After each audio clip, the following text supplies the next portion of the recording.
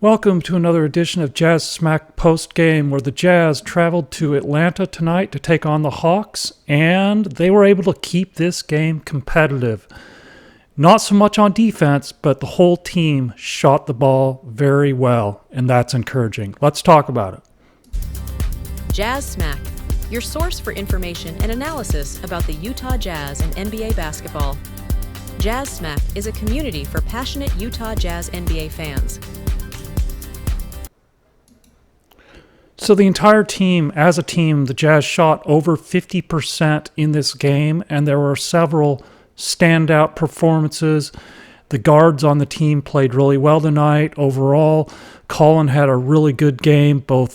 He shot the ball well, he scored a lot of points, he rebounded the ball well, he assisted well against very few turnovers. Keyonte shot the ball really well tonight. He assisted well. He played a really nice game. And Isaiah Collier, he had 12 assists. He shot the ball almost 50%. He shot the ball really well. He had a really good game. Bryce played well. Johnny played well. I mean, up and down the roster, the entire roster played really well. There weren't any really glaring weaknesses from an offensive standpoint. Obviously, the Hawks scored a ton of points, and the defensive side of the court has been a struggle for the Jazz for not only the last few games, not only this season, but for several seasons. So it's not a big surprise that they struggled in this game as well. But the offensive side of the ball, the team played well, and they kept it competitive enough to where it was interesting for the fans and interesting for the players to continue to play hard, where they didn't dig themselves a massive hole. And so overall, for a road game where we need to lose the game and we also want to see the team stay competitive and the players be engaged, I thought this was a pretty good night overall. I did too, and I'll point out one guy you didn't point out, and we'll get to the box score, obviously, but, Flip has been struggling shooting the ball. I mean, I think he's lost his legs. I think he's worn out. And honestly, what I really liked about Flip, he didn't put the ball up a lot in this game. He blocked a shot, he rebounded the ball, but honestly, if your shot's not going in, don't shoot it. And I thought that showed a ton of maturity from Flip that he didn't do that. So I was really happy with what he did, because we all go through those shooting slumps. And honestly, I've never played an 82-game season to know what it's like and get pounded on every game of the season to have any idea, but it's got to wear on you, as we talked about in the last podcast. So I was really happy with Flip. Yeah, I don't really have fault with anybody tonight. I thought they all put in effort and they all played well, and they all made reasonably good decisions. Especially, obviously we're talking about offense now because the defense for the Jazz as a whole is just, it's lost. It's just lost. So really all we can do is look at the offensive games and maybe some individual defensive performances here and there. But overall, we need to look at offense right now and try and evaluate it from that standpoint, because those are really the bright spots of the team. And after tonight, there are 3 games remaining. So, you're not going to look at any statistical standpoints from the team at this point. We could go through and look at like the best lineup statistically. That's not going to really do any good, because the Jazz are trying to lose games and the lineups are all over the place. So really all you can do is look at individual performances, and for the most part for the Jazz, that's going to be on the offensive end. And you're right, Flip, he didn't take a lot of shots, but he did shoot 50% from the field.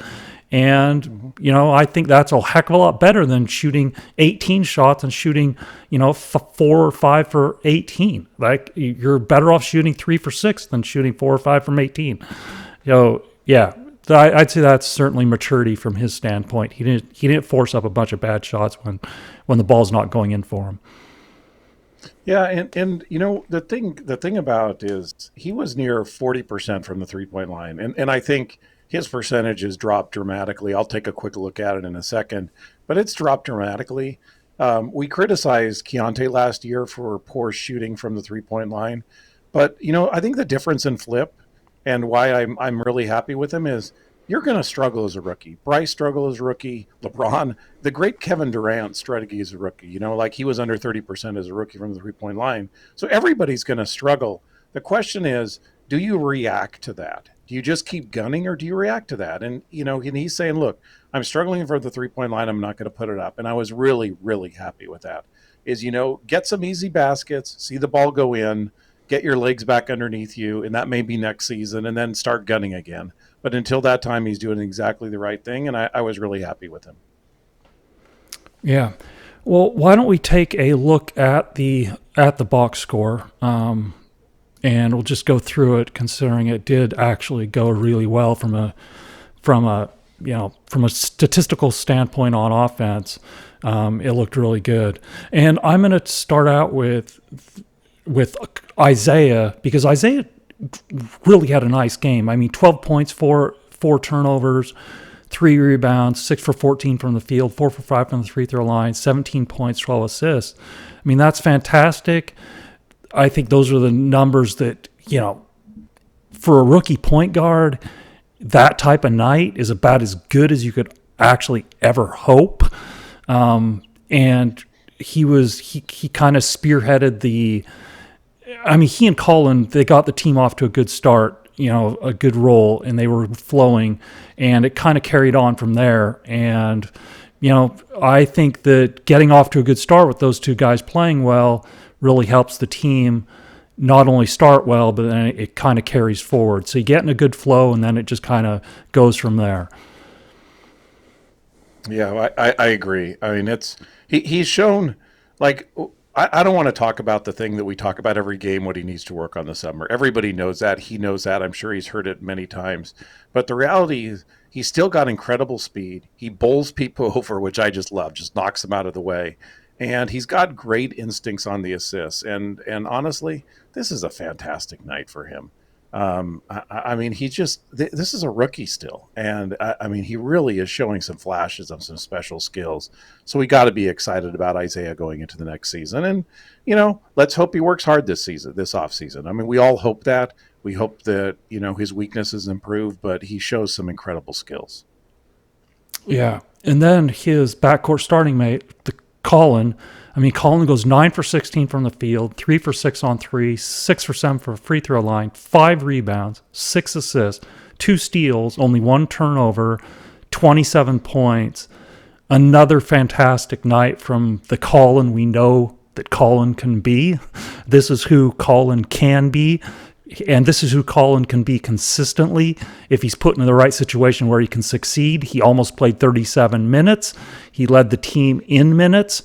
And this is the guy that Collin can be. And obviously he's playing, you know, it in a location that he's familiar with, and that certainly helps.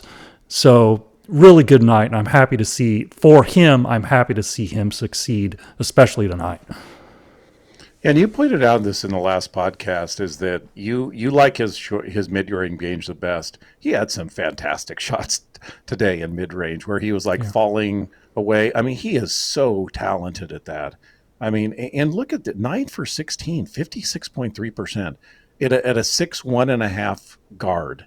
You know, it's impressive. I mean, I think he could do this literally every night with high efficiency if he's in the right position and he's just allowed to, you know, to play free.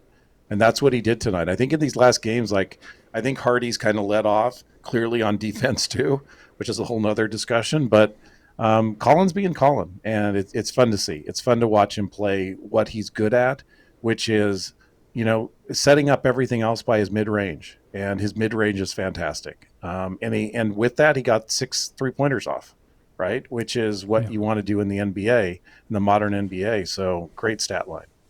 Yeah, and the Jazz shot a ton of threes tonight. In their actual field goal attempts, they shot 47 threes compared to only 42 pointers. So they shot a boatload of threes in this game.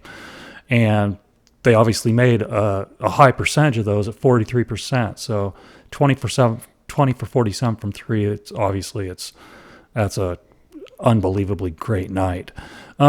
So Bryce as well. Bryce shot the ball really well tonight. 6 for 12 from the field, 3 for 8 from 3, 4 rebounds. He's again, he's rebounding the ball well for a two guard. Even though he's listed a forward here, Bryce really isn't a forward. I'd say he's between a two guard. I mean, he can swing to small forward at times, but I mean, quite frankly, he's more of a two guard than a small forward, in my opinion. But he played good minutes. He played 29 minutes, and he scored 15 points overall. You know, another nice night for Bryce, but we know that Bryce can shoot the ball. Bryce probably has the nicest shooting stroke on the entire team. He's probably had the nicest shooting stroke on the entire team since he got on to the roster. You can make arguments for other guys. Lowry, obviously, is a prime candidate for that. But Bryce's mechanics are really nice, and he's been shooting the ball really well, and that was no different tonight. Yeah, it's interesting. For the year now, and this is not updated, I don't think, until the end of the night, he's 41.6 from three. And this is on ESPN. I think ESPN updates at the end of the night. So probably has not been updated yet. But that's really good. And last year he was 29.6. So, you know, that shows you is that you come in the league as a rookie. You could either be a shooter already, which he was, or you could be not, but you can improve. I mean, if you work hard, you can improve. And he is a knockdown shooter now. Is he one of the best in the NBA? Probably. Like, he's probably that good. I mean, he's also a 90%, free throw shooter. So he's carved out a role for him, in the NBA.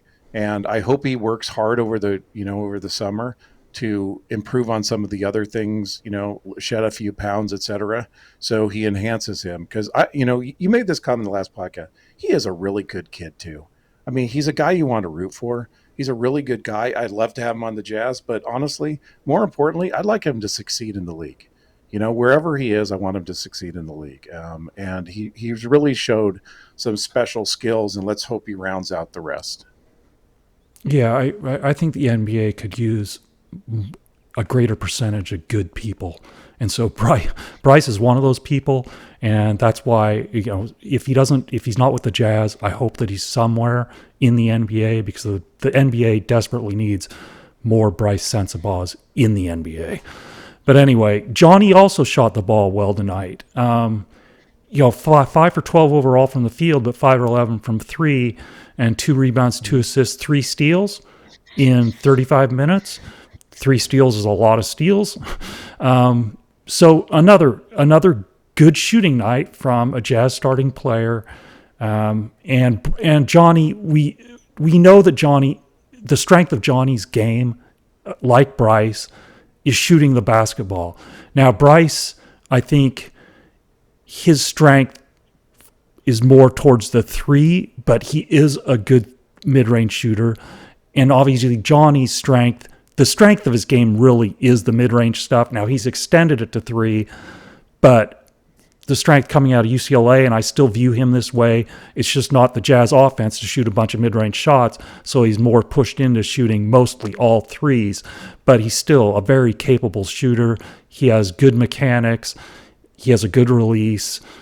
He's certainly capable of shooting a good percentage on threes if that's what his role is going to be moving forward, not only with the Jazz, but whoever he lands with. Yeah, and another guy, good guy in the NBA. Another good guy that should hang around. We're rooting for, good person, great kid. So absolutely. I feel the same way. And, this is a guy that's made it. Like, this is a guy that's hustled and made it, and I'm really happy for him. I mean, there's been some of the Salt Lake media writers that say they don't think that the Jazz are going to keep Juzang next year. I have no visibility whether that's the case or not. But, he's got himself a role in the NBA, whether he's with the Jazz or somewhere else, and I'm happy for him as well. Yeah. So we did briefly mention Kyle, but Kyle did get 9 rebounds, 2 assists, 1 steal, and 1 block tonight. So he only finished with 9 points on those 6 shots, but he did go for 3 from the free throw line, which is something that he's been working on improving. So he did get 9 points, 9 rebounds, 2 assists, 1 steal, 1 block. And in 24 minutes of play, which is what he received, I think those are fine numbers. He didn't force anything bad. He played okay. And decent night for Kyle. I just hope that he closes out positively so he can go into summer on a positive note, but we'll see what happens for the final 3 games. But I totally expect Kyle to play these final 3 games, and I don't foresee the Jazz giving him any DN pleas unless he actually injured himself. Yeah, no further comment, but I agree. Okay, so let's go on to Keyonte. Keyonte led the team in scoring, and this is certainly one. I don't know. I didn't watch the Jazz broadcast, so I'm not sure where this ranks in his all-time scores. But he scored 35, and that's got to be obviously one of the high games of his career. I think he's gone over 30, I think 3 or 4 times. So 35 points is a massive night for Keyonte scoring the basketball. He took the most shots on the team again. In both field goal attempts and free throws in 34 minutes of play. So he goes 10 for 19 from the field, 7 for 13 from 3, 8 for 9 from the free throw line, 4 rebounds, 2 assists, 1 steal, and 3 turnovers. So overall, that's a great night for Keyonte. And, hopefully this shooting well and his percentages increase. I hope that that's the case for the final 3 games, where he can get, at least if he's not at 50%, at least he can push towards 50% instead of being below 40. And going into the summer, I would like to see Keyonte on a positive note going into the summer as well. I think it'd be really helpful for him. So I hope he finishes strong. But this is a really good indication, a road game where he plays really well. Yeah, there's a couple things that amaze me about Keyonte, which I think are real assets that he has. And the one that's he shot 9 free throws. And you and I watch him play, and he didn't do the combine. We don't know his measurements. I made the assumption, I don't know if you agree, that he didn't do the combine for a reason. Either he was not as tall, he doesn't have the athletic ability, or there was some reason why he didn't do it. I don't know that, but that's usually why it is. And so there's something there. But, he doesn't have tremendous quickness to get, to break people down, et cetera. But he gets to the free throw line.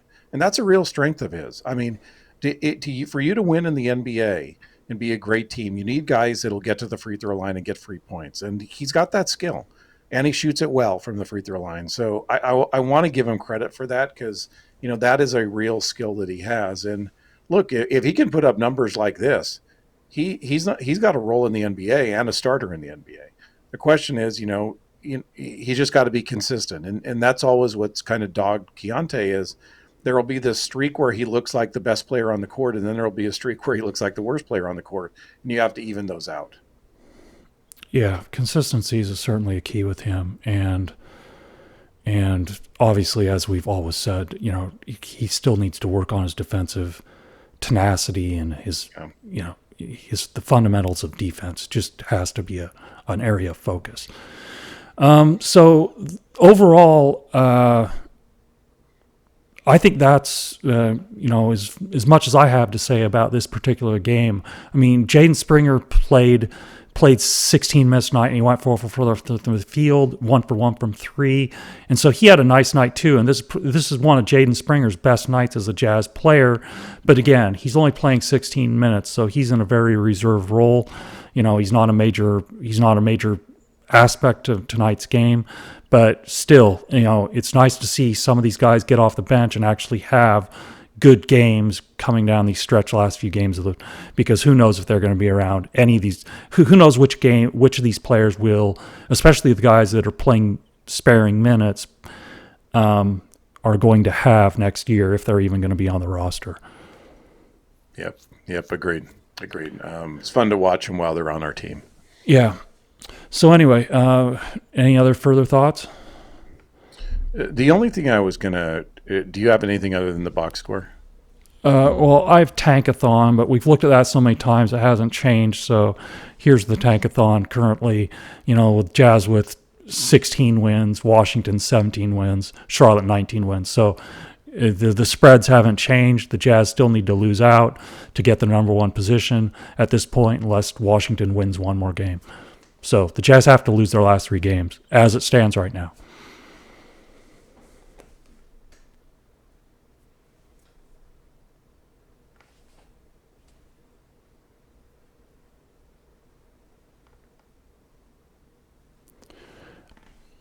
Okay, we're having some audio issues at the moment.